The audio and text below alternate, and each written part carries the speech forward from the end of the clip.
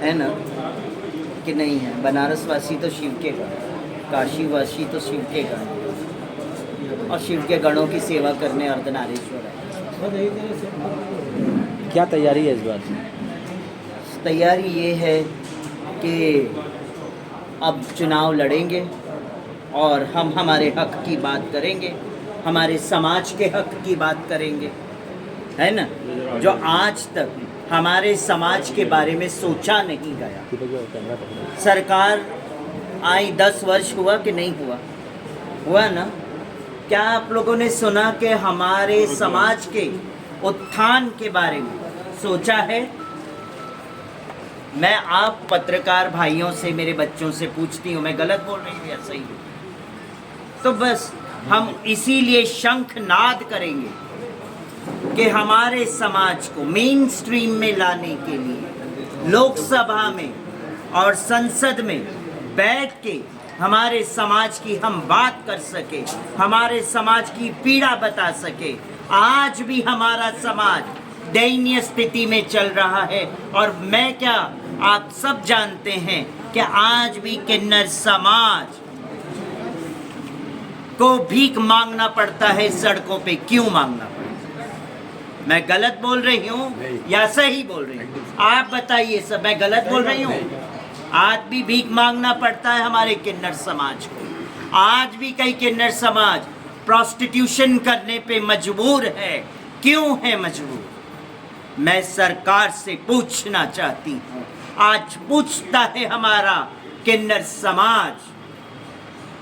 इसीलिए मैं इस वाराणसी भगवान अर्धनारीश्वर की भूमि है, आप शिवगणों की भूमि है, इस शिवगणों की भूमि पे, इस अर्धनारीश्वर की भूमि पे एक अर्धनारीश्वर शंखनाद कर रही है आज कि हमारे किन्नर समाज के उत्थान के लिए, उनको मेन स्ट्रीम में लाने के लिए अखिल भारतीय हिंदू महासभा, स्वामी चक्रपाणी जी, ऋषि द्विवेदी जी, और हमारे बाजू में बैठे हैं श्रीकांत पांडे जी, और यहाँ के जो वाराणसी के अखिल भारतीय हिंदू महासभा के अध्यक्ष, क्या नाम है, विशाल नारायण जी, सुनीता अग्रवाल, ये सब ने मिलके यही सोचा है कि इस बार किन्नर समाज के उत्थान के लिए कार्य करेंगे हम, क्योंकि हमें अपनी बात संसद तक पहुंचानी है, हमें हमारी बात सरकारों के कानों तक पहुंचानी है। ये हमारी आवाज की गूंज उन तक पहुंचनी चाहिए।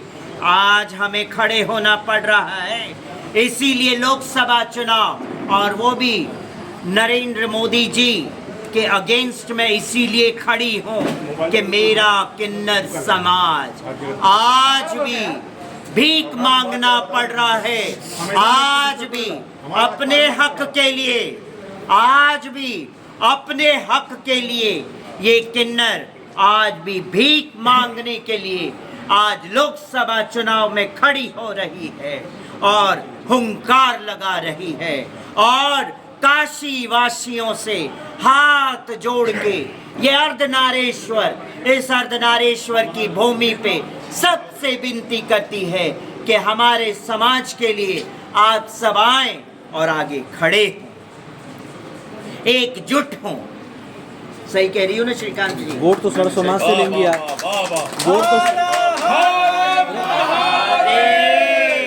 वोट तो सर्व समाज से आप लेंगी, और बात सिर्फ किन्नर समाज की कर रही है और लोग के लिए। अच्छा, मैं आज आपने ये बहुत अच्छा सवाल पूछ लिया। किन्नर समाज के लिए मैंने मांग लिया तो आपको बुरा लगा, और किन्नर समाज, जब आपके घर में बच्चा पैदा होता है, जब विवाह शादियां होती है, तब आप ही लोग किन्नर समाज की दुआएं लेते हैं कि नहीं लेते? मुझे इसका जवाब दें आप। किन्नर समाज दुआ देने आता है कि नहीं आता है? आपके दरवाजे पे आता है कि नहीं आता है? मुझे बताएं। आता है ना? किन्नर समाज सबके समाज के उत्थान के लिए आशीर्वाद देती है, दुआएं देती है और आपके सर से जितनी भी बलाएं हैं लेके चली जाती है वो। हाँ, और आज आप मुझे ऐसे कह रहे हैं कि आप किन्नर समाज की बात कर रहे हैं, बाकी की नहीं। तो बाकी की बातें तो हम आशीर्वाद के रूप में सबको देते हैं। बनारस के किन्नरों को कैसे समझा पाएंगे आप? बनारस के किन्नर समझदार है और जो रियल किन्नर होंगे वो समझ जाएंगे इस बात को कि ये महामंडलेश्वर हेमांगी सखी खड़ी है तो आज हमारे समाज के लिए खड़ी है। क्या दो तरह के भी किन्नर हैं क्या? एक चीज आप ये बताइए कि आजादी के बाद से अगर किन्नर समाज के लिए कुछ किया गया है तो मोदी जी ने किया है। क्या कुछ भी किया है? क्या किया है? वो एक अलग आप मुझे नहीं, मुझे बताइए ना क्या किया है आज तक। मुझे आपके पास डिटेल्स होगा ना, सुनिए है ना।